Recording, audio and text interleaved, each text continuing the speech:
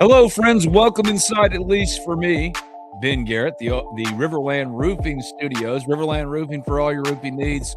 662-644-4297, riverlandroofing.com. He's Brad Logan, and today's guest here on Talk of Champions, Andy Staples, On3 college football national analyst. Hello to you already in the chat, including Fred G. Howdy, fellas. Great day to be a Rebel. I agree.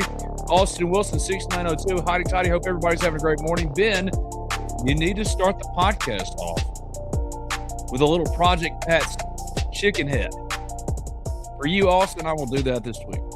For you, my friend, I will do that this week because missed opportunity this morning. But we will not be missing the opportunity to talk to Andy Staples here shortly. Brad Logan, how you doing, buddy? Doing well. Excited that the audio is fixed. And so, been, like I said, working on all of that. So we're good to go with that. Obviously disappointed with the way yesterday's game happened with Ole Miss baseball. And young man for Arkansas hadn't had a hit since April the 10th. And now, obviously, it's a home run, and Ole Miss loses a series in Fayetteville. It's just kind of really big difference between 12-12 and 13-11 because of kind of the magic number of 15, 16, however you're looking at it. So, yeah, got some work to do. And got some work to do this week against Texas A&M, which I think is one of the best teams in the conference. And then secondly, on top of that, you've got to finish off with Alabama on the road. Alabama just swept Vanderbilt. I mean, I understand the strength of schedule. Maybe Mississippi State has maybe a more difficult, but I can imagine a team in the conference that has a more difficult slate right now than Ole Miss. The way that the teams they have faced and really just a situation to where we'll get into it, but I think you look at some different ways some pitching was utilized down the stretch, but at the end of the day, you need to try to get that W, and they couldn't do that. Now they're 12-12, so you're counting backwards. You've got to get to 15 or 16, and you don't have that Governor's Cup game to kind of buffer. I think that hurts too. Major E's, good morning, gents. God is good all the time, my friend. Thank you. All of you who are joining the chat right now, including Javon Campbell, 6249. What's going on with Hunter Elliott? And will he return next year? No, this is his last year. And what's going on with him is kind of what's been – there's a reason why he wasn't drafted back in July. And we'll get into all of this. Now the bottom line is Ole Miss needs to go probably 4-2 the rest of the way to secure its regional host spot, especially after – blowing the weekend series in Arkansas. Of course, they don't beat State. They don't beat State in baseball ever. But we'll get into all of that in just a little bit. This is Talk of Champions. That QR code above Brad Logan's head is for the Ole Miss Spirit. OMSpirit.com, affiliate of On3. If you scan it today, you can join us and try us out for $1. 5 days, $1. The Ole Miss Spirit, OMSpirit.com, affiliate of On3. And joining us now is one Andy Staples. The man, the myth, the legend. He's an On3 national analyst covering college football. And Andy is so kind as to have graced our presence. Andy, what's up, man? What's up, gentlemen? How we doing? Living the dream, buddy. How are you doing? Like, what's right now, like post-spring kind of stuff? What's really got your attention, grabbed your attention right now? Well, last week with the Brendan Sorsby stuff, yes, that pretty much took over the whole week. And it's interesting because with no spring portal, we weren't sure if there was going to be one of those big stories like it was Nico leaving Tennessee for UCLA last year. And we're like, okay, well, this may be not going to happen. There may just be pretty quiet from here on out. But no, not quiet, because Texas Tech had pretty big plans and paid a lot of money for their quarterback, and now they probably can't use him. I mean, we'll see, but I don't like the chances of him playing for Texas Tech this year. So it's been that. And then, the former coach at Ole Miss seems to provide constant levels of entertainment. No. Chris Lowe's got a Trinidad Chambliss story out at On3 today, and it's got a little bit of back and forth between Trinidad and Lane Kiffin, and I thought that was impressive. I also thought Trinidad, by the way, I love the way the man's mind works. He's like, I don't have a deal with the country of Trinidad and Tobago, but if they would like to collab, my people are waiting. That's the thing, man. It's like in this era, dude, if it ain't bolted to the ground and you can sell it, buddy, sell it. It doesn't matter what it is. Exactly. You can sell it. He's Andy Staples. You can probably check him out on Andy and Ari. It's their On3 national show. I watch it religiously. Those are my dudes. I think they're awesome. And that's how I keep up with the national stuff. So our thanks for you for coming on, man. And I want to touch on that Brendan Sorsby thing to kind of start this off, man. Like, the more and more I read about it, I cover Ole Miss for a living. I don't pretend that I'm a national dude like my man Andy over there or anything like that. But the general take, the more and more that comes out of this, or like the general feel I get is like, I don't know how this dude plays football anymore. Well, he can play football probably in the NFL, but they have a little bit different policy on this. Now, they have their own policies about if because remember, as far as we know, based on the reporting we've seen so far, there were some bets on Indiana when he was playing in Indiana. Now, he was redshirting. He wasn't playing in those games. The precedent, I think, with that one in the NFL would be like Calvin Ridley, who did get suspended because he bet on the Falcons when he was on IR, when he was on the Falcons. And I think he was suspended for a whole year and then had to get reinstated. So like the NFL, they don't ban you forever. College, they tend to ban you forever when you've bet on your own team, regardless of the amounts, regardless of whether you bet on them to win or to go over or not. And look, you have to do it that way because the whole business revolves around, you can't have the illusion that it's fixed in any way, shape, or form. So like guys can't bet on their own teams. It's a fairly sensible rule. So yeah, I have a hard time seeing him come back into college because of that. I mean, we'll see. I mean, you guys have seen this in action. Obviously, if things don't go their way with the NCAA, they can choose to do the supplemental draft, and they may still do that. But they also could choose the lawsuit route, and you try to find a judge in Lubbock who can maybe be sympathetic to you. But I do point out, like, people didn't really pay attention to the Trinidad Chambliss case. The reason Trinidad Chambliss won wasn't because it was a judge in Mississippi.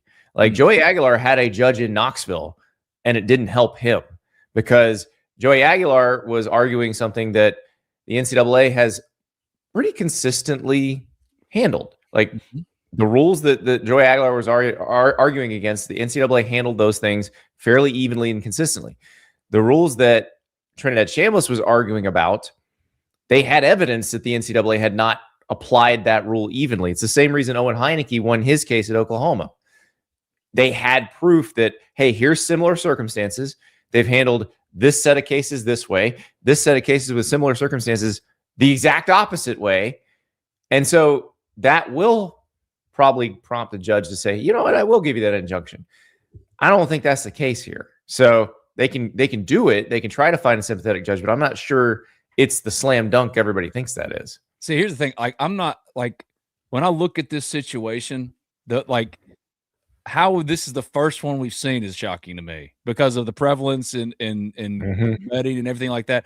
Like, there will be more. Yeah. Exactly. That's what I'm saying. Like for you, like for me, this is just like the tipping point. I'm curious for you. Like, I think that sports writ large is kind of having like a come to Jesus moment with some of this stuff. You know what I mean? Not like I don't care about. Yeah, it's interesting because I don't think the toothpaste is going back in the tube. And we got made fun of last week because we're doing the story. Our show's presented by BetMGM, like they're our title sponsor. Underdog Fantasy. We could go all day right here. You know? Yeah, I get it. But there are cultures where sports gambling has been part of the culture for a long time, and the world hasn't fallen apart. You know, in England, you could bet in the stadiums for a long, long time. Premier League soccer is still the biggest sport in the world, or the biggest sports league in the world. So everybody's gonna have to figure out how to live with it. I think. I don't think it's going to be a case of everything going back. Now, like, it's interesting because the NCAA actually did try to live with it. They passed a rule that said players can bet on the NFL and the NBA. And then a lot of the conferences said, you know what? I don't think this is a great idea. And they rescinded that rule. So now they're banned from doing that again. And it's, basically you can't bet on something that your school, if it's a sport your school sponsors, you can't bet on it at the college level or the pro level. That's the rule as it stands now. So like they can do parimutuel stuff, horses, high lie. I grew up in Florida. Still, we'd hit the fronton every once in a while. But you can do like combat sports, UFC, boxing, that sort of thing. But you're not supposed to do the bat and ball sports. And it's going to be interesting to see if that changes because it is so available. You guys know, I mean, you cover a college program, you're around a college campus a lot. It's not just athletes, it is college students in general. It is high school students. It's everywhere. And they've got apps now that are pretty much designed to get the high school kids into it, that you're not actually betting any money, but when you get legal, you'll know exactly how everything works. It's like sipping on an O'Doul, then it's time to finally drink an alcohol, like a real alcoholic beverage. Like, hell yeah. It's funny because I think about my first beer, which was a Milwaukee's Best Light, Beast Light. Yeah. And I'm like, that would have turned me off beer if I hadn't had some better ones fairly soon after that. Yeah. So I don't know that I drink the NA. I don't think the NA is a gateway. That's really funny, dude. Andy, I want to ask you kind of a big picture question in regards to college football. Is you and Ari follow the world of college football, top to bottom. What do you like? Maybe what do you dislike about the current model of the college football playoff? And do you envision any changes? And if you do, how soon do you think those will be enacted? Oh, I envision changes. I don't like them. I don't want them. I like 12. I have really enjoyed 12. I thought when they went from 4 to 12, I understood why. I thought the way they designed it was fairly elegant for the time that they designed it. And remember, that was when there were still 5 power conferences. And they tweak it after the first year. I like it. I like the fact there's an element of danger there because Notre Dame, which got left out, probably could have won the whole thing last year.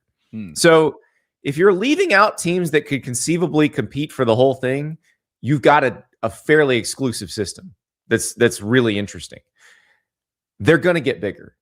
And the question is whether it's going to go 16 or 24, whether 16 will be a waypoint on the way to 24. As of 3.5 months ago, everybody except the Big Ten wanted 16 and the Big Ten wanted 24.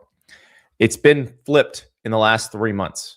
Now everybody but the SEC wants 24 and the SEC wants 16. And oh, by the way, that's the leadership of the SEC wants 16. The rank and file, you just had Danny White, the athletic director of Tennessee, come out and say he wants 24.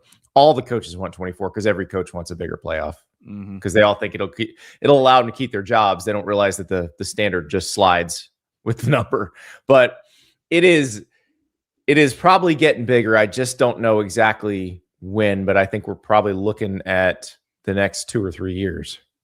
We talked about Trinidad Chambliss. You brought him up a moment ago. The running backs room across the country, obviously covering Ole Miss, Kewan Lacey is at the top of the list of a lot of lists that have a possible Heisman Trophy possibility for a running back. How does he rank in your mind across the country? And what are some other running backs that could be better than him, I guess you could say, this year coming into the season? Well, I think the two, like he's one of the very short list guys. I think the other one you need to look at is the guy that's at the place Kewan Lacey left, Ahmad Hardy. I mean, Mississippi guy who played at Louisiana Monroe and then goes to Missouri and averages 6.4 yards a carry. Those two might be the best 2 backs in the country going into the year. They're going to be pretty good. Guys that maybe people haven't heard of yet, Savion Hyder at Michigan, the freshman, they are really, really excited about him. Now, he's going to be splitting carries with Jordan Marshall, so I don't know that he's going to necessarily just blow up like that. But I do think, what you saw from Lacey last year, what you saw from Hardy last year, it's going to be fairly similar production this year, most likely. And so you're going to be really good to be in that mix with those two. There are a lot of teams at the top of a number of polls. One particular poll from Josh Pate has Notre Dame, Texas, Oregon, Ohio State in Miami. I want to ask you quickly, one of the opponents of Ole Miss this year is on the road in Austin against Texas. Are you buying Arch Manning, Steve Sarkisian, and the Texas Longhorn stock this year? Yeah, they should be pretty good. And the Arch thing's interesting because he wasn't as good as we'd all hyped him up to be last year. But if you watch the way he played as the season went on and as their offensive line got better, he improved quite a bit. So I'm expecting him to have a good year. Cam Coleman should change the math a little bit for them. It's not like they had bad wide receivers already. They have decent wide receivers. Now they're going to have really good wide receivers. They also completely revamped their running back room. That's what everybody that was there last year has basically been pushed out. And they brought in Hollywood Smothers, who was at NC State, and Raleek Brown, who was at Arizona State. So they're going to be better at the skill positions in general. And they already had a really nasty defense. So I do think they're going to be pretty good. They should be one of the best teams in the SEC. The question, is they get Ohio State week 2. How do they handle that? Because Ohio State has to replace most of its defense, but they'll still be really good. I think Texas is one of those, though, that you should kind of pencil in as one of the SEC teams that will make the playoff. I feel like they have everything they need. Again, the schedule is hard because of playing Ohio State early. But if they can avoid the one letdown, like last year that was against Florida, there's no excuse for that loss to Florida by them. If they can avoid that letdown, they're in the playoff and they're as talented as anybody. If you look across the SEC, we talked about Texas, and obviously everybody's poll, insert service here, has the SEC littered in its top 25 poll. I know names like Georgia would be at the top, but a name like an Oklahoma, a Texas A&M, Ole Miss, LSU, what other names do you think at the end of the year very well could be part of that playoff, kind of the middle of the road team that you're kind of looking at in the SEC?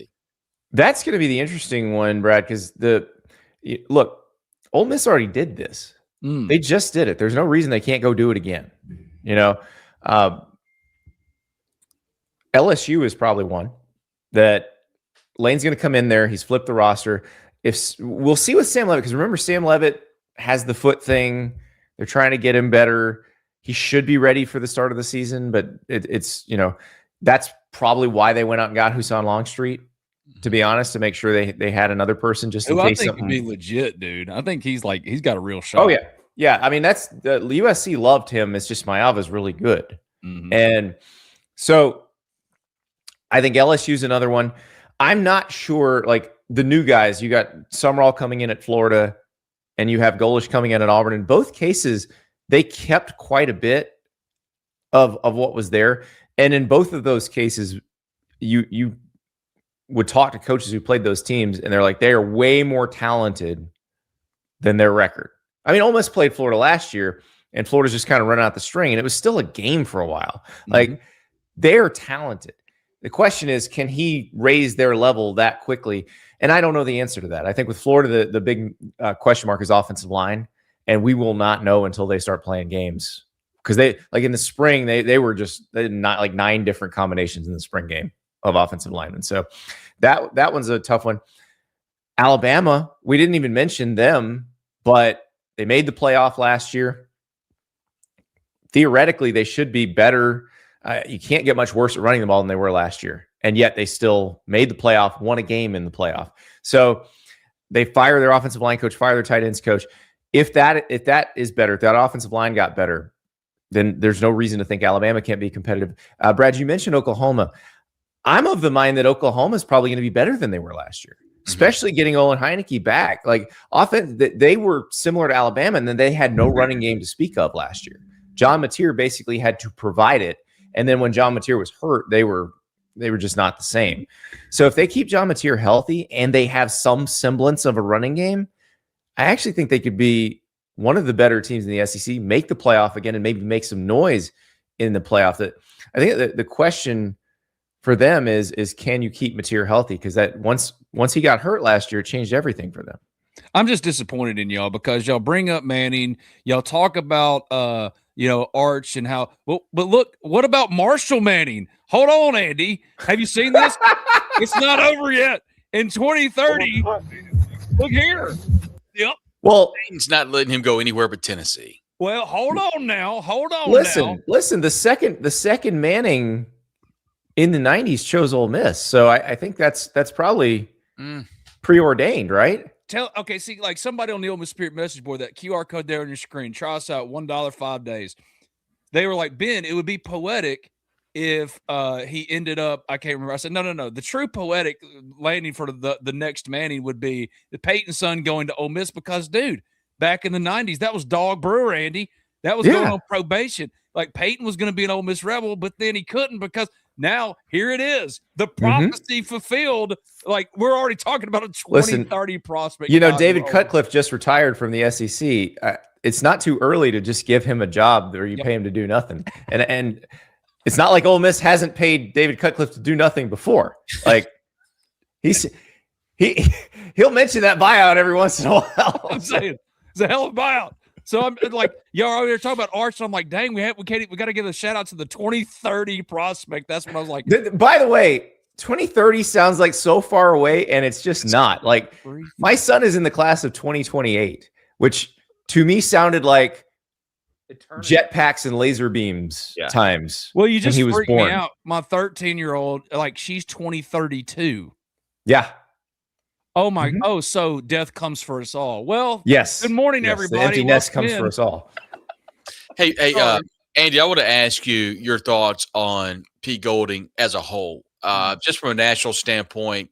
How you think he's done in the transition? How you think he's done, obviously through the playoff, and now kind of during the offseason? I know you kind of watched this program from afar. You were on campus last year for some games. With Lane as head coach and Pete as DC. Now kind of watching this program, what are your thoughts on Pete Golding? Well, I think having the playoff to really get a sense of what he is as a game day coach gives you a lot of confidence. You know, getting to see him coach in really high stakes games, and obviously the Miami game didn't work out, but they were right in it. They beat Georgia, and he did it all in a very chaotic situation because you had Lane leaving. Obviously, the portal's not open, but it's about to open, and you're dealing with all that stuff too. I thought he handled all that really well. I don't think a lot of guys thrown into that situation would have handled it as well as he did. So I think it gives you confidence about what he will be as the full-time head coach because he's done most of the job already. And now we you got the Dabo stuff. I don't really care that much about the Dabo stuff because I don't think anything was going on that wasn't going on everywhere else. So the question now is, can you keep them at the same standard that they've created? And, this was a team that made the semis last year that should have made the playoff the year before but was talented enough. And so can you keep them at the talent level they need to be at so that they're in it every year? And then can you win those games?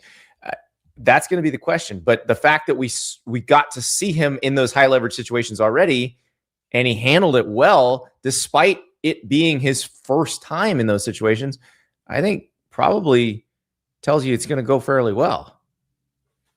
Do you think we see any major changes to the world of NIL? The President Trump and the collective governing body of the United States came out with a new, play amount of games. Tommy Tuberville, the senator out of Alabama, played this many years. And you mean former Ole Miss coach Tommy Tuberville? Former Ole Miss coach, former Auburn. Did not leave in a pine box, which will never not be funny. Gladly tell you that. Will never not be funny. Tommy Tuberville, senator from Alabama. That's just subjectively funny. And then he kind of started the whole 5 years to play 4 and all that. Do you think we'll see any drastic change over the world of NIL, collective bargaining possibly over the next 5 years? And how do you kind of foresee the world of NIL and pay for play in the world of college football over the next couple of years? I mean, the 5 to play 5 is coming. They had to do it to get rid of all the Trinidad Shambliss thing doesn't happen if there's 5 to play 5. Because there are no waivers except for the 3 M's, which is military service, mission work, and maternity leave. And I don't think he would have qualified for any of those. So, but they're trying to get rid of the waivers essentially, so that there's not a thing that they can apply unevenly, and they can just say, well, that's the rule. You can sue us, but everybody's dealing with this rule, and they'll probably be okay with that because, like, the eligibility rules have held up when they've been challenged on antitrust grounds. What hasn't held up is anything capping pay. Nothing capping pay has held up because it's collusion to price fix a labor market, and the federal government tends to frown on that. So the question is, what's going to change now? Collective bargaining would allow them to make rules and actually enforce them because the players would have agreed to them. You got to get the players to agree to collectively bargain first, and the players got it really good right now. Now I think there's a way to do that, and that's give them more money. I think college football will eventually get to where all the other pro sports are at in terms of the percentage of the revenue that goes to the players. And once it's there, then everybody's probably gonna be on board with collective bargaining. there's still a chance that they could get something passed through Congress. I think the idea of anything that would allow them to really control spending on players is pretty slim. I don't think they're going to be able to get a blanket antitrust exemption that says you can just, cap the people's wages. It's not going to happen. So I think it would help if the schools would just admit they're paying them to play football. That'd be a good start. Like, everybody knows that's what it's for, guys. You don't have to hide it anymore. I get people on Twitter like, this is just pay for play. I'm like, no shit, Sherlock. Like, what did you think it was going to be? What did y'all think it was back in the 2010s when it was all kind of blowing up in everybody's faces? Yeah. And you're like, come on. Boy, the duffel bag guy just got blown out of the market, by the way. And the thing is like you still got the duffel bag guy. It's just like now, like Ed Orgeron said, he doesn't have to go through the back door. You just go through the front door. Yeah, but he has to bring a briefcase with a lot. He basically brings a briefcase with a cashier's check. It's not in cash anymore. And it's a spreadsheet saying, and see, this is how we'll allocate all of our dollars, and this is where it'll be for you. And so exactly. Come on. Andy, I want to ask you from just an SEC, from the SEC standpoint, not many things that Commissioner Greg Sankey does makes me scratch my head. One thing that he did, and it wasn't very well received from the coaches, was a 9-game schedule. I mean, the SEC was hard enough as it was. What were your thoughts on a 9-game schedule, and did it surprise you that Commissioner Sankey signed up for that with so much pushback? No, because everybody thinks the 9-game schedule is about the playoff. It has nothing to do with the playoff. Like, the 9-game schedule was originally requested by Texas A&M in 2019 because everybody was getting super bored with their schedules and people were having a hard time selling season tickets because the divisional schedules had gotten so boring, and you saw teams from the other division, if they weren't your annual opponent, you saw them so infrequently that it didn't even feel like you're in the same conference. So that was the genesis of it. It was to make sure they kept selling tickets. And so you had a lot of schools on board with that early on. Now, eventually, you had people that decided they were against it because it made the schedule harder. It made it harder to make the playoff. But the reason they did it was because the schedule sucked. Like, the home schedules for most teams absolutely sucked. And so that's why they did it. Now, the world changed around it while they were arguing about it. Mm-hmm. And now you have a situation where the playoff didn't get bigger. They didn't get any sort of material change in how the playoff teams are selected, and you have a harder schedule now. So they're going to have to figure that out. I hope the committee will look at schedules in an objective way and reward teams that schedule hard schedules and punish teams that schedule terribly. But we'll see if that happens. Now, look, I'll give you an example. A couple of years ago, the committee does look at this like this. It just doesn't always line up the circumstances. So 2024, remember, Indiana is 11-1. And then you have the 3 SEC teams at 9-3, Ole Miss, South Carolina, Alabama. If Indiana had gone 10-2, one of those 9-3 SEC teams was getting in over them because it had a better schedule and it would have had better wins. But that's the tricky part. Now, like last year, Alabama gets in over Notre Dame and actually was ahead of Miami because of the resume, because it had a tougher schedule, because it had better wins. The eye test, it didn't pass against either one of those teams. So everybody who's like, well, they just look at the loss column. They do sometimes, but they do actually look at the schedules. I think you're going to get a 9-3 team in the 12-team format. Now, the 12-team format might not last long enough for that to happen. You'll definitely get a 9-3 team into the 16 team. How long? And you'll get an 8-4 team into the 24 team. And that's what I'd want to avoid is the 8-4 getting to the 24. Because like when you're talking about the Greg Sankey, the 9-game and all that kind of stuff, like from people I talked to, like what part of the understanding was, all right, I'll go to 9 games in the SEC, but we're sticking to just 16 as far as expansion. And now, like you said, it's completely flipped to where the SEC is that's because the Big Ten relented on the automatic bid thing. Originally they said it needs to be this time last year it was 16 teams. 4 Big Ten, 4 SEC, 2 ACC, 2 Big 12, and then a group of 5 or group of 6, I guess now. Then they were going to go to 24. They played around with the idea of different automatic bid numbers, and then they just ditched them. They're like, Okay, no automatic bids. It's all at larges, top 24. And that's when the ACC and the Big 12 are like, yep, sign us up. We're good with that. Well, see, I've got a question about Ole Miss in 9-3. All right, so first of all, I've been watching my guys, JD Pickle, my guy Andy Staples, my guy Ari. Y'all are great. Y'all aren't as bad about it as others, but it seems like if Ole Miss if LSU, if Alabama was returning Trinidad Chambliss and Keywan Lacey, I don't think there'd be any real debate about like ranking them in post springs and stuff like that in like the top 5, right? So explain to me, tell me it's just Ben's broken Ole Miss conspiracy brain.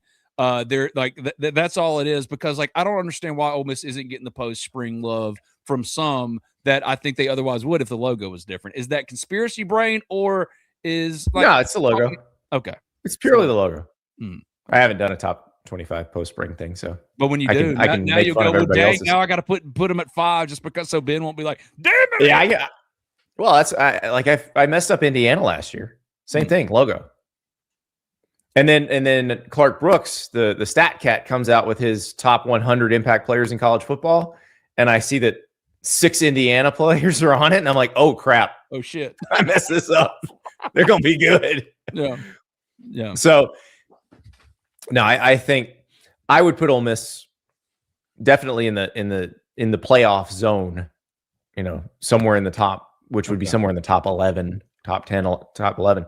And then if they play, they were out of it, great. But they bring back enough.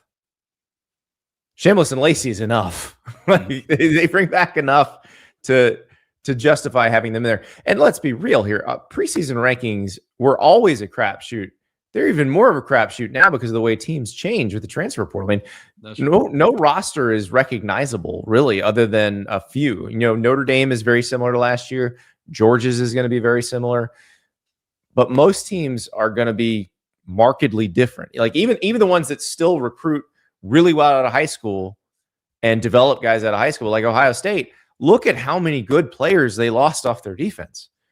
They are going to look different. They still may be really good, but they're going to look different. One more question for Andy Staples. So kind enough to join us here today. You can follow him online with Ari Washington, and it's the Andy and Ari show on On3. So proud of everything that they have done. It's a terrific show. One more question before Andy gets out of here today. Andy, I'd love to ask you, I get asked this question a lot from a national perspective. I think locally we kind of understand the importance of Pete Golding, John David Baker coming in, kind of understanding that offense and understanding the defense kind of stayed where it was from last year. But the question I get asked a lot, I'll ask you, with Lane Kiffin headed off to LSU along with Charlie Weiss Jr., along with Kevin Smith, insert all these coaches here going off to LSU. In your opinion, how big of an impact is that going to put onto the season, in your opinion, with those coaches headed off to LSU with so many new coaching faces in Oxford? That's going to depend on John David Baker and how well he takes over. Now, he's got a head start. They already had him working in the playoffs. So what a weird situation. It's just never going to make. I also think keeping Joe Judge helps too. Yeah. So you have some continuity, especially someone who worked with the quarterbacks, who was there with the quarterbacks last year, who can help be a translator to the quarterbacks and to the new coaches, saying, "Hey, here's what we called it. Here's what we said. Here's what we did," and they'll say, "Okay, here's what we do." And I think it makes it easier for everybody to adjust. And again, John David Baker being thrown in, and that was not the ideal situation. It wasn't what they actually wanted to happen, but it had to happen. I think that helps too, because he's got an idea of how Trinidad Chambliss works, how Keywan Lacey works, how this offense works. And I think everybody probably came into spring with a better understanding of one another than you'd normally get when you were replacing a coordinator. He's Andy Staples. He's the man on 3 national college football recruiting analyst, reporter, whatever you want to call him. I call him the best in the business. I hope to see you for sure on September 19th. All right. I don't know if I'm high enough ranking to get, like, everybody wants to go to that game so bad. Andy. And look, I got to be honest with you. When my son's high school football schedule came out, the open week is that week. So like, I just might move to Oxford for the week. dude, you have a place to stay with your boy Ben. You know, like I'll put you up wherever you need to go. Beautiful. We'll take care of it. You know. Well, let me ask you this, because I was thinking about this, and I've run this by Ari, who he's got a very young child, so midweek travel is a little harder for him, of course. But should we spend like Monday, Tuesday in Baton Rouge, and then move to Oxford for Wednesday, Thursday, Friday, Saturday? I think that's the way to do it. Now, don't tease me with the good time. Like now, if you don't do it, I'm going to be like, dude, because I want to be able to do this show to go. And now we're going to go to Andy and Ari in Baton Rouge. We'll make that happen regardless. Wherever we are, we'll make that happen. Yeah. But I'm just trying to think, has there been a game that has been this exciting from a pure vibes standpoint, from a pure revenge, hatred? You did this thing to me, and now I'm going to do this thing to you. I can't think of one. I cannot think of one. I remember how bad it was when Ole Miss went back to Fayetteville for Houston Nutt. 2000. Yes, that was pretty. And that was very soon after. That was right after. It was the first time I ever saw college football in that way. Like I've had a beer bottle thrown in my head at Baton Rouge before. Trey Fry, former Ole Miss wide receiver, saying, "Hey, take Ben to Baton Rouge with you." Jarrell Post says, "Ben, you can't go without me beside you," because he's worried that I'm going to die.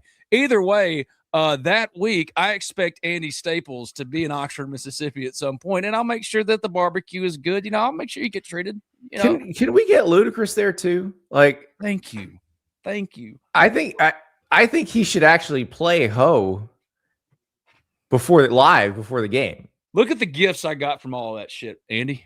Look at all this. Like word of mouth on vinyl. Come on now. On vinyl. Now, yes. Andy understands the Ho is on back for the first time. Yes. His debut album. It is the best Ludacris song. Yes. And everybody thought you were quoting area codes. No. Like you had to own the album to hear Ho. It wasn't on the radio. Yeah. So, that's the true ball knower is all I'm saying. It's like true ball knower. Thank you, Andy. You're the best, man. Yes. That's Andy Staples, On3 national analyst. Man, he is absolutely awesome, and no one has better information or better opinions. He's just the absolute best, man. So our thanks to Andy Staples, who I think the absolute world of, man. I just think he's fantastic at what he does. And Brad, man, you knew all the big picture, SEC questions to ask him. And here's one I want to throw at you. All right, who's got more pressure on them as a head coach, or rank choice them? Who has the most pressure of these SEC head coaches next year? Steve Sarkisian, Lane Kiffin, Pete Golding. Well, I think Pete Golding is easily third. Easily third. But I do believe that it's between Sarkisian and Lane. Probably Sarkisian has the most pressure. And then I would put Lane second, because Lane's got to go 9-3 before, the pressure really ramps. I thought Andy was great talking about Texas, because Texas has a 9-game schedule. Texas also has a team like an Ohio State that they're going to have to play early. Is that not the opening? Is it opening game? And one of the best games of the year, man. Like I love that matchup. Like I think that's where a lot of college football is going to go to too, Brad. Is like rather than the big or the bowl games are dying, especially as you see expansion 24-16. It doesn't matter. Like if you don't make the playoff, no one's going to care. So bowl games, championship games, all of that is they're on their way out, right? So where you could really see that kind of stuff, those big events be retrofitted is at the beginning of the year, season kickoffs, like Ole Miss and Louisville and Nashville at Nissan Stadium, the last year for Nissan Stadium. Like I think that's where that's going to take, because like that is a marquee matchup and critical. Here's the thing though, like in this new world though, in the old days, whoever lost that game, you were going to be up Schitt's Creek without a paddle. You know what I mean? In terms of trying to climb back into national championship contention. Now, those teams could win the rest of their games the rest of the way, but you still got the high profile matchup. But I think you're right. I think it's Sark because there are already certain expectations that come with being the coach that coaches Arch Manning. But now that he's done his developmental phase, if you will, he's done the roller coaster highs and lows. Now you've surrounded him with Cam Coleman. You've surrounded him with Hollywood Smothers. If you do not make the playoffs with this team, let alone win a game or two, but certainly make the playoffs, all bets are off with Sark. So I think that's absolutely true. With Lane, it's a lot of self-creating. But the reason I put Pete in there is because Pete's got to do a different type of proving than those other twos have to do, right? He has to take a team that's ready to contend, that no one would question, no one would put 8th instead of 5th or 4th or 6th. Wherever, like, I just think the rankings of 8 to 10, what I'm seeing post spring rankings of Ole Miss, is complete nonsense, and it's all because of, as Andy's admitted, and I appreciate him doing so. It's the logo. It's the logo. So I think he didn't hesitate. So I think for Pete, it's important to, if he can, and it's a different type of pressure, but it's a pressure all the same of ridding Ole Miss of that stigma. And showing that it's less about cult of personality, even though we know that to be true because of the playoff run. It's now that Ole Miss is at a contention place that it never was before. This is Talk of Champions. I'm Ben Garrett. He's Brad Logan. Let's hear from some of our sponsors. Thanks to all of you. Got some questions in the chat. We're going to get right to them. This is Talk of Champions. Homes and businesses from the whims of nature, you need more than just quality materials. You require Riverland Roofing. Licensed, insured, and certified, Riverland Roofing offers not only the assurance of excellence, but a tailored approach to your unique structural needs and budget. To learn more about what Riverland Roofing can do for you and the community, call them at 662-644-4297 or visit riverlandroofing.com.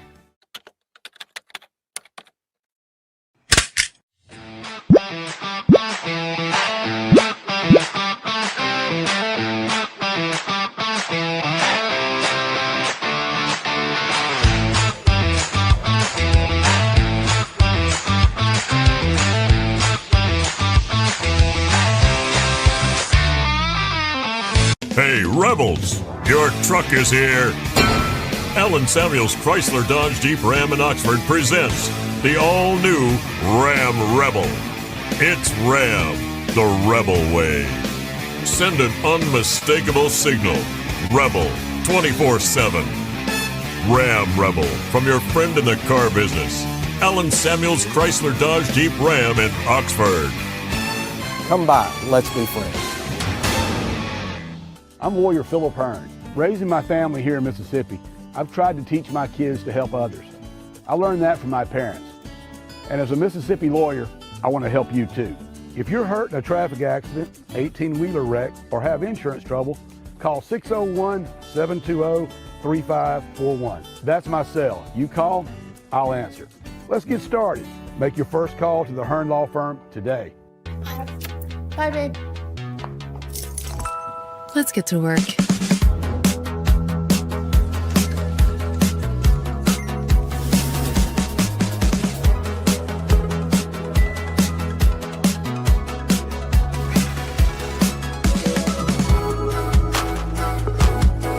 Advanced technology to accelerate business growth.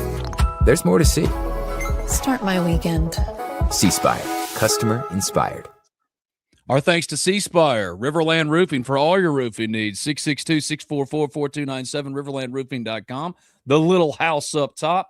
I know that Billy Landis and some of our friends over at Riverland, including Parker Caracci, went turkey hunting this weekend. I've been getting some pictures. And friends, when I say I don't know nothing about turkey hunting, but this seems pretty good, you'll know what I mean. Look at it. Look at this. Look at this. Look at Parker Caracci with this big old turkey. I'm trying to say bad words. I've already said too many. Look at that. Parker getting him a turkey. It's turkey season. I don't know much about turkey season, but look at old Parker getting him one. This is Talk of Champions. Our thanks to Riverland Roofing and all of our sponsors and all of you in the chat who support everything we do. So we're going to talk about a number of different things, including baseball here in a second. But first, I want to jump to the chat because there's been some questions. The first one I saw was from Major Ease. Ben, I appreciate your breakdown with Zach about the basketball portal recruiting. Can y'all give us an update? To me, it just feels like Beard is adding whoever he can get and isn't hitting on talent. It was a talent issue, here's the bottom line. Ole Miss has the same amount of money this go around in the portal as they did last year. Last year, that would have led to Ole Miss being, or the current number they're paying out, would have been about middle of the road of the SEC. That same number makes them in the bottom tier of the SEC. So that's where you see those missing out on those top end guys. I think there's something to that. The money, not that it's not there, but that's the structure and the price point that they're working under. As far as the talent that they've gotten, it has been underwhelming for the most part, but I would argue that their most recent commitment is more in line with what I hoped to have seen, or early on and throughout the whole entire portal process, the Arizona State commitment. And I've got to pull up all the stuff about Stephen here. I'll do that in a second. But first, I'll give it to you, Brad. What do you make of portal recruiting, where it is, and kind of Majory's question here?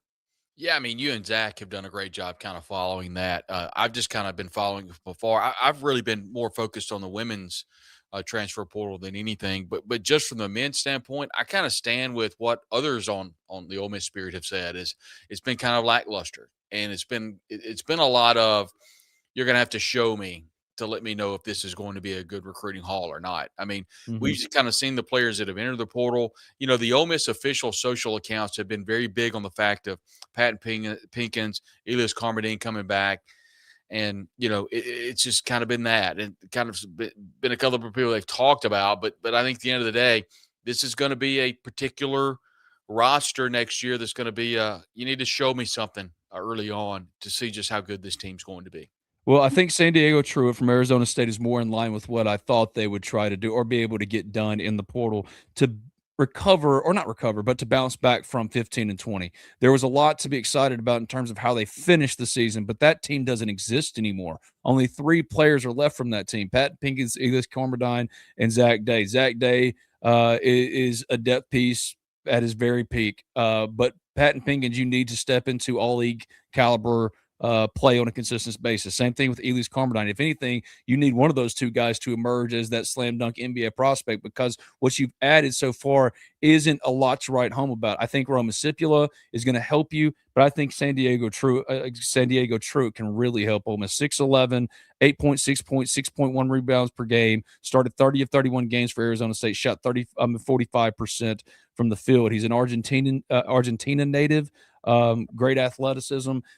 So while it hasn't been what you hope to see, there needs to be some context added here. I was told at Meet the Rebels by roster builders over there at the TUI Center to be patient, that it'll start to make a lot more sense. Like, they understand, number one, why there's some consternation and concern, but also understanding what they're working with and putting it together in that way. They just beg for patience. I think Truitt's a good example of that patience, why it needs to be exercised, because that is a good player that can help Ole Miss bounce back from 15 and 20. But is it enough? That I don't know. They're not done. They've still got at least 4 spots to fill. I expect them to take their time with it, but Truitt and I'm trying to think, was it Cisick? They replaced, like, for example, Tyler Weeks. Or no, I know exactly who replaced Tyler Weeks. Everyone said, for example, that Ole Miss got beat out by Memphis for Tyler Weeks. I actually talked about how Ole Miss was in a battle for him for Tyler Weeks. Turns out, from everything I'm hearing, there was a decision that had to be made. And then you're starting to say Dazier Haskins, a transfer from St. John's, was chosen instead of Tyler Weeks. And whether you think that was the right choice or not, that's the debate, not whether or not Ole Miss believes it got done when it needed to. They're not anywhere close to being done, and I'm still reserving judgment till I see it. It is underwhelming, but I do think Truitt, like, you could see the vision more in that way, but it's still an incomplete vision. And it's still, no matter what they add from here on out, it's going to be, like Brad said, you got to show me first. And until they do, especially after last year, putting together a portal class that everyone was excited about, and the coaches over there in the TUI Center were saying it's a second weekend team in the NCAA tournament. Whatever happens from this point forward, like, I like the addition of Truitt. I think Patton Pinkins retaining him was huge. Same thing with Elias Carmodine. Do I think this is a tournament team? No, I do not. Are they markedly better than last year going into? Well, last year they said they were second weekend in the NCAA tournament team, and they were nowhere close. I would rather go about it this way then, and see with Chris Beard having to really change some things philosophically, whether he wants to or not, really having to adjust some things. I would rather see it that way than a continuation of what wasn't working. So we'll see. That's a long way of saying it's incomplete. I do think Truitt is more in line with what you'd hope to see them add, but it's certainly not enough. And regardless of how it finishes from here on out, I'm going to have to see it too, Brad. From Jeff Sessions, Ben, how good is Keegan Croucher? Does he fit our system at Ole Miss? Yeah, I mean, he's one of the best quarterbacks in the country in the Elite 11 finals. really has come on ever since he committed to Ole Miss, has gotten better and better as a prospect. Absolutely fits the system. He's a good runner, but he's got an absolutely huge arm. And even more than that, he's got a teammate in David Gabriel George, who, if they come together, holy cow, the future of Ole Miss football, it'd be hard to be any more excited about. So he's one of the very best in the country. In my opinion, I can't remember the last time Ole Miss signed a high school quarterback that was this ready to be, or like that you could crown this early as, oh yeah, if you can get him on campus, he's a guy that will be starting for you in the future. He is that caliber. I can't think of the last one. Ole Miss has been transfer dependent. Matt Corral would be that guy.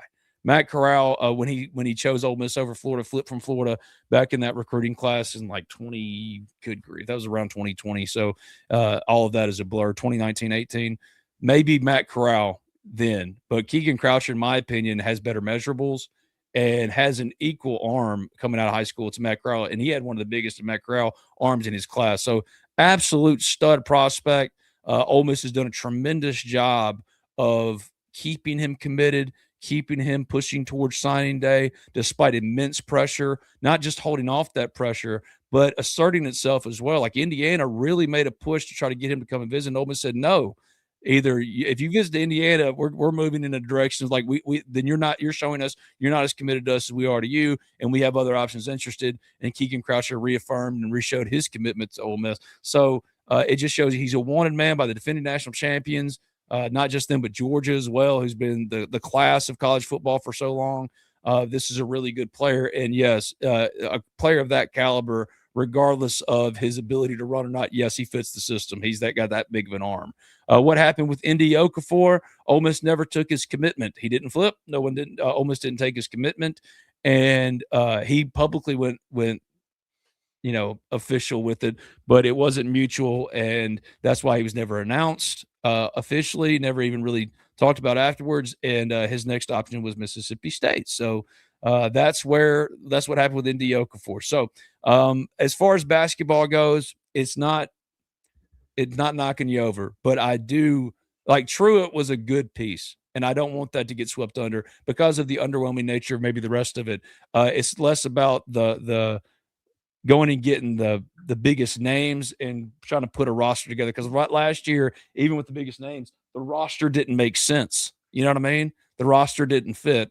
And now Chris is trying to make the roster fit all together. Will it work? I don't know. Is it underwhelming? Absolutely. Is it better today with Truitt than it was without him? Absolutely. Now can you go add 4 more of them? You go add 4 more of them, maybe I get a little bit more bullish on what he's done.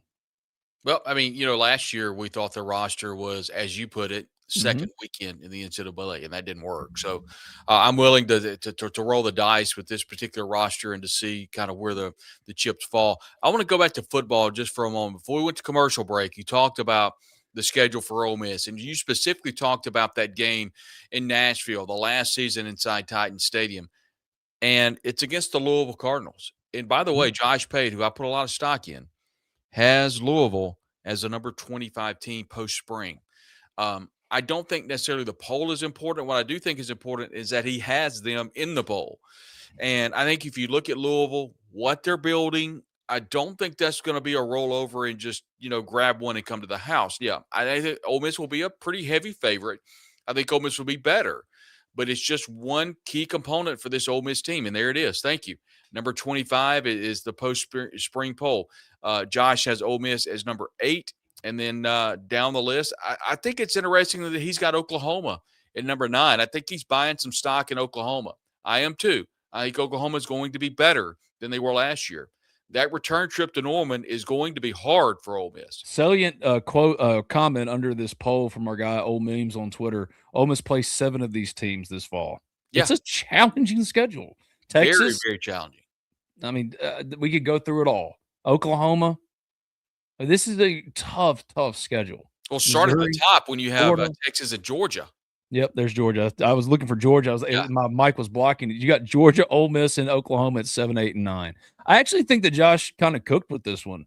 I wouldn't put Notre Dame number 1. I think that's insane. And also, I think that Ole Miss at 8 is only because of the logo, because of what Andy said, and he's He gave me the answer I was expecting, like that I thought I was true, but didn't expect any of them to say point blank. And Andy straight up was like, "Yeah, it's logo." No I appreciated hesitation. that, man. No It's a hesitation. tough schedule.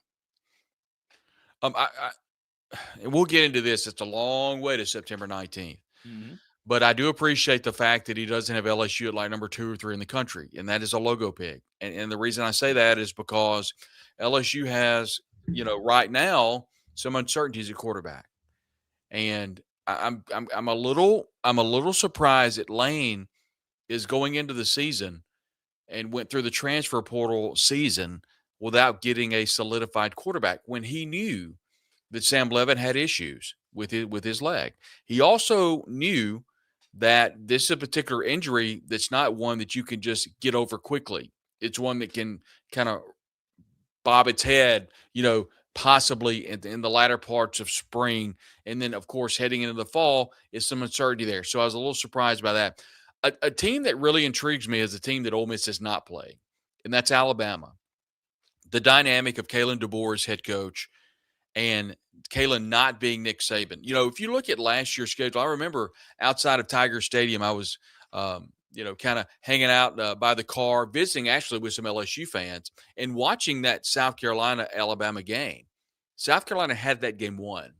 And there were a number of games last year for Alabama to where they very easily could have finished 7-5, 8-4 with the way that kind of schedule went. I don't know if the numbers really line up, to be that bad, but I know there were a number of games in which Alabama didn't play particularly well and had to come back in the end and win. And of course they won those games, but that's a team I'm going to be watching. Here's another team I'm going to be watching, not just because of the familiarity with Caden Lee at wide receiver and quarterback Austin Simmons. I'm genuinely fascinated with Missouri next year because I do believe with Ahmad Hardy, that 1-2 punch with Simmons and Hardy. And again, this is not sour grapes. I've told you, I've told others in the chat that I've seen out in public. I just don't know how good Austin Simmons is at quarterback. And so I think we're going to learn a lot this year with Austin Simmons. And this is his put up or shut up. It is. And I'm not saying he may come out and be the best quarterback in the conference. I'm not saying that he's not. Here's the thing, Brad. It's like I don't want us to forget what it was like in July last year, when the entire conversation about Ole Miss football and its contention status outside of Lane was Austin. When Mark Henry, WWE legend, sat down with me at SEC Media Days, and I'm trying to mark out about his Fox retirement, his kayfabe retirement, and he'll turn on John Cena, and he wants to talk about Austin Simmons. All right? We don't need to forget the caliber of player, or at least the caliber of prospect, because let's separate player and prospect, right? Player, he's got some stripes on the wall. Prospect, it doesn't get much better in what he could be, but he hasn't been that yet, right?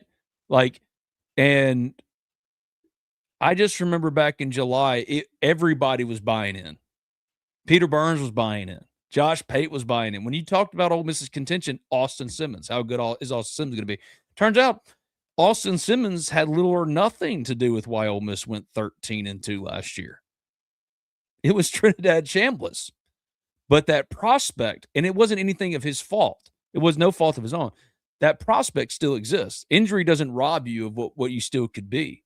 So it's still very much, in my opinion, a not likelihood, but certainly a possibility that Austin Simmons becomes that exact player that all thought he was going to be this time last year. And the fact is, this is a difficult as hell schedule, and the fact is you get him at home, good. Because I wouldn't feel much, I'd feel pretty some type of way about it. I'd feel Oklahoma-ish. Good from last year. Go to Columbia, yeah. Yeah. Ole Miss has got to go on the road. Josh has Florida at 21, and I think Florida is going to be really improved. I think Sudu likes Florida too. He loves Buster Faulkner, and I do too. He's got me on the Buster Faulkner, train. The offensive coordinator for Florida came from Georgia Tech, future SEC head coach, according to one Sudu Upadea, actually floated him as a candidate for Ole Miss after post Lane. I'm like, dude, you don't take Ole Miss isn't hiring Georgia Tech's offensive coordinator, but he's that high on Buster Faulkner. Yeah. He thinks he's got that kind of one thing. potential. Look, I'm going to get a lot of trouble for this, and whatever. Trouble. I'm going to get a lot of hate for this, but this is just the truth. One thing that differentiates Lane Kiffin from Pete Golding, in a large degree, is Pete has won some big games as head coach, and Lane has not at Ole Miss. Why would you be worried about taking heat for saying something that is objectively true? You have got to stop being softer than baby shit. The reason I say that is you look at what Ole Miss did on the road at Florida and just really played terrible. And lost that game when it essentially was headed to the playoff. It lost a game against Kentucky when it was headed to the playoff. One game Lane did win. I think objectively, my opinion, biggest win in Lane's career was on the road at Oklahoma. I mean, I truly believe that was his biggest win, and that's going obviously against the win at Georgia, and I get all that, but that win at Oklahoma was impressive. Mm-hmm. And, I think Pete had a lot to do with that. I mean, they scored a lot of points, they being Oklahoma, but I mean, the defense stood his ground late in the game, and that was a battle. I do like Ole Miss's chances a lot more because Pete has shown that he can go on the road and win. He went, in hostile territory, and I understand it was kind of a partisan Ole Miss crowd, but it was still the Sugar Bowl. And, he was able to do that. Obviously won the big game at home against Tulane and probably more of a 50-50 crowd on the road with Miami. But he's proven when the lights are bright, he can get the job done. Now, I'm not saying that Ole Miss is going to win every game next year, but I do think it's fair to say that Pete has proven that he can win big games at Ole Miss, and Lane really didn't prove that. I mean, he won a lot of games, and he's going to go down in history as one of the greatest to ever do it. But when the chips were down and he wants you to hold their popcorn, they held it and they beat you. So that's something that Ole Miss fans have to kind of understand. I think can excite Ole Miss fans moving forward. I don't understand from the chat as we wrap things up. Javon Campbell 6249. I don't understand how we lost James Scott, who ended up transferring from Ole Miss basketball to Georgia. He was paid $1.8 million last year. Ole Miss wasn't going to pay him $1.8 million, which came out to like $30,000 per rebound. Again, they tried to renegotiate.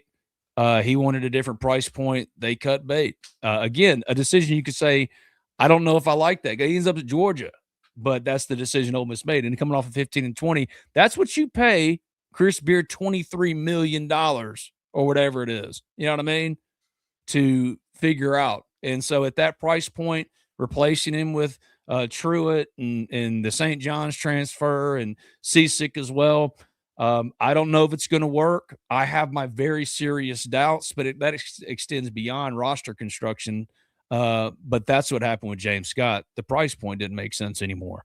And I completely understand that. What I don't understand is if Ole Miss baseball has to go 4-2 the rest of the way to host a regional spot, like, is that enough? Or would they, like, what's the whole breakdown for you? Because we said going in, you need to win at least one more series and not get swept in the rest of them. They haven't won the other series, but they haven't been swept yet. So that's good. But the fact remains is the vibes aren't great, and the loss on Sunday was just absolutely gut-wrenching, especially considering that Judd he tied the record with Kyle Gordon for most career home runs, 48, and you can't even celebrate it because your regional hosts take another smack with a gut-wrenching loss to Arkansas. The head-scratcher to me is when Walker Hooks was brought in on Saturday with a pretty substantial lead. When he warms up and he gets ready to go, they put him in the game. Made me a little nervous, and that would prove to be true because it didn't make any sense.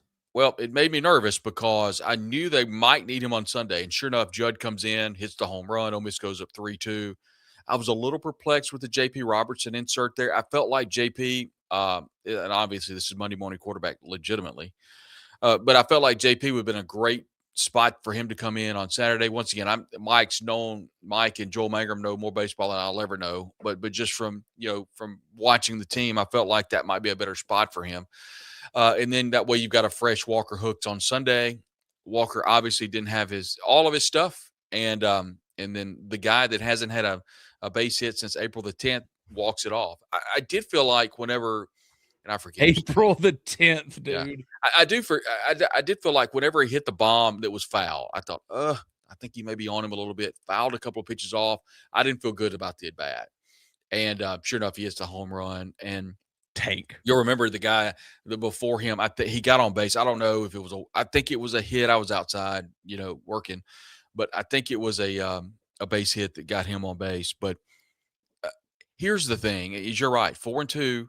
And you don't have the luxury of the Governor's Cup to kind of fall back on. I do. Well, believe, you knew that was coming. Yeah, I mean, you knew you were going to have that. You don't beat State. You've lost. What's the record? It's 10-30. So I don't know who came up with that. Austin Foley, by the way, congratulations to him. I know he'd been struggling, and he had a big weekend, and congratulations to him. That's good moving forward. But I will say this too, from a demographic standpoint. Now you look at Ole Miss, Southern Miss, and Mississippi State. There's no way the three Mississippi teams are going to host. Mm-mm. So if of those three, who's playing the worst? Ole Miss. Okay. I think it's Ole Miss because I think State's not playing as bad, and I really can't put State above Ole Miss because they swept them. I mean, it's hard to do that. Not only swept them, won the Governor's Cup from 4-0, and Southern won their series, I believe. So, they love to do funny things. That being that you're right, Ole Miss fan, they should have won yesterday. Walker Hooks, if he's fresh, I think closes it out. Ole Miss has the Tiger by the tail. They've won 2 out of 3, and then they have a chance to, if they at least win one against A&M and win the series against Alabama, I think that gets them to 16 and they host without any work in the SEC tournament. But that's not how it is. I just feel like, Hooks being fresh would have helped. But you know what? He wasn't fresh. Ole Miss can't do anything but hit the long ball. That's the only way they can score and manufacture runs, and that's a problem.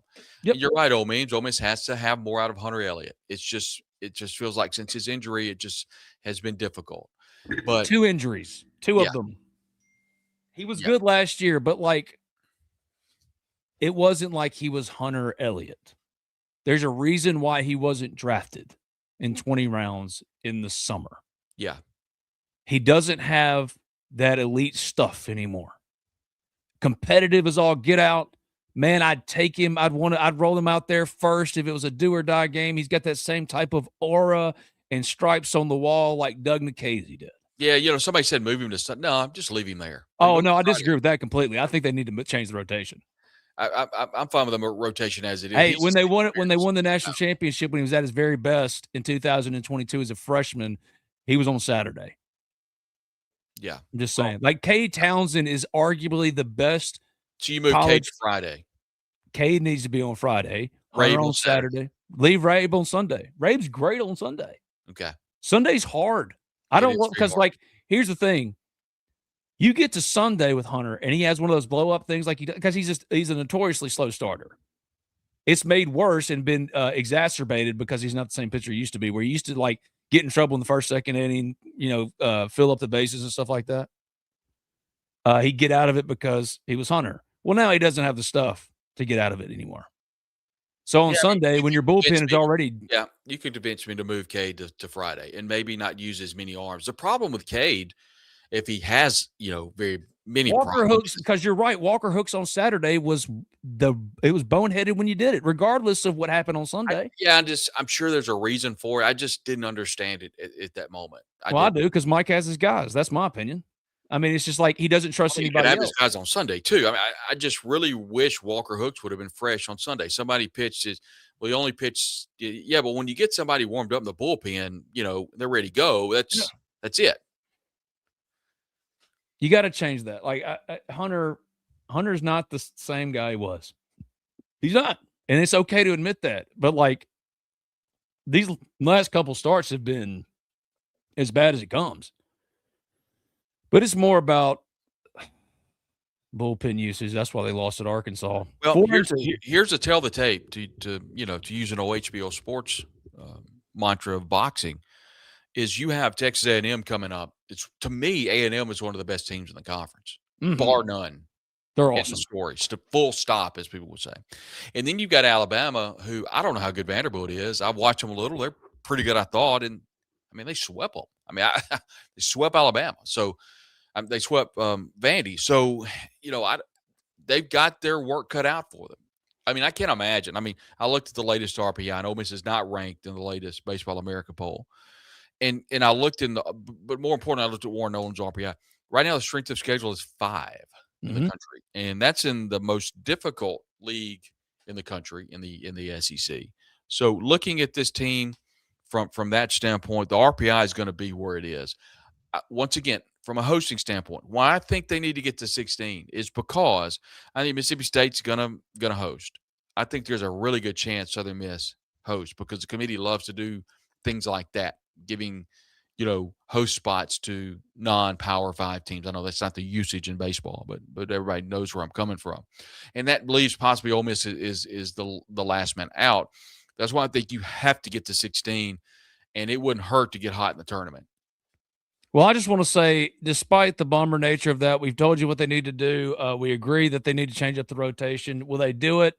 If you made me guess in how long I've been doing this and all of those years have included Mike Bianco, I would be shocked, absolutely shocked if he made a change in the rotation. I don't expect that at all. We'll see.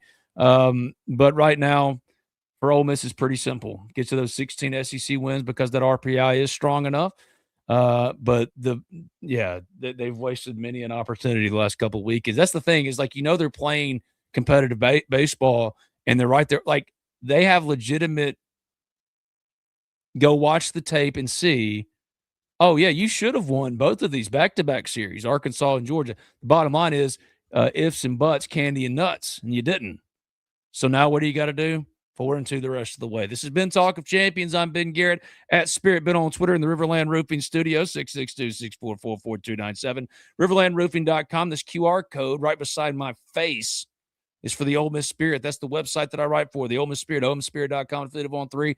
Scan this QR code today.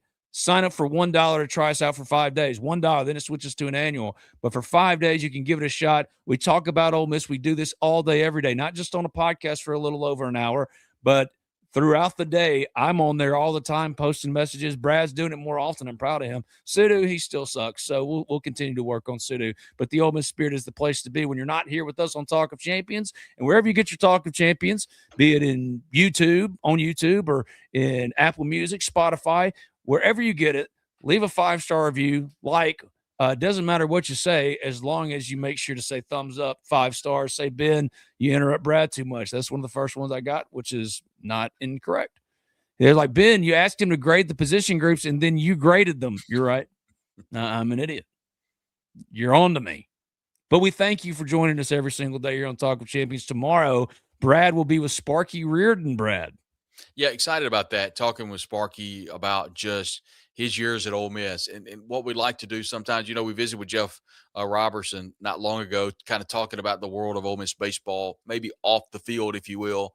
And we're going to talk with Sparky about the years at Ole Miss and how much he has poured into the program, or the university, I should say. So I'm excited to talk with him, kind of more of an Oxford series, if you will, and excited about that. Down the road, we'll hear from Kermit Davis, visit with him. He was at the Derby, and I had a great time with his family. So I want to get Coach's thoughts on the world of college basketball, about the expansion of the tournament, and also kind of recap the SEC season in the world of NIL. So we'll have Coach coming down the road, Will Kohlmeyer, who does play-by-play for the SEC Network Plus, both at Ole Miss, Mississippi State, Troy, and all across the South. So we'll hear from Will, and there are many others that we'll be talking to. So we're excited about that from an interview standpoint. And Ben, I know you've got some things cooking with the Ole Miss athletic department with some players. Yep, and we'll be covering all of those things and rolling all of those things out over the coming days. Landon Barnes, Ole Miss stud freshman, who was among the talk of spring football, which wrapped last week. He will join us on Friday,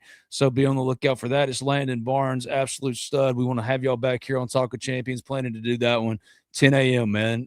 Tomorrow, I don't know what the time is with Brad, but 10 a.m., are we going to do our 6 p.m. show tomorrow night, or are we just going to let you and Spark? We'll talk about it. That's off the air. We'll talk about it later. But Sparky and I will be talking at 9:30 in the morning. In the morning. Yeah.